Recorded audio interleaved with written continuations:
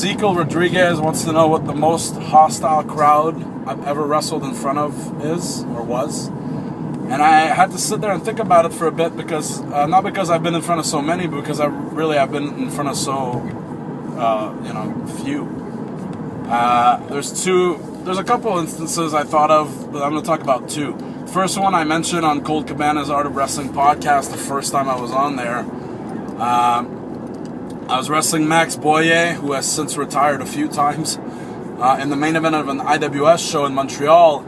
And a couple of dudes in the front row were being pretty obnoxious, probably fueled by alcohol, the devil's juice. Anyway, and I invited one of them, as I often do by opening the ropes, to step into the ring with me.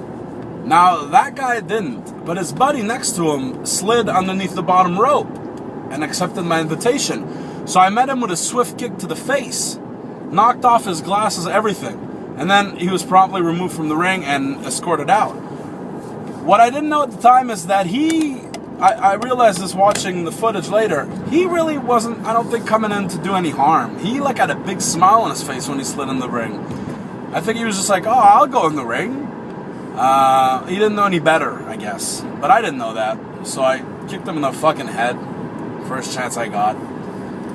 But anyway, his douchebag buddy that I really wanted to get into the ring, he didn't, and then he just stayed there, watched the rest of the match. Actually, I think they left about midway through.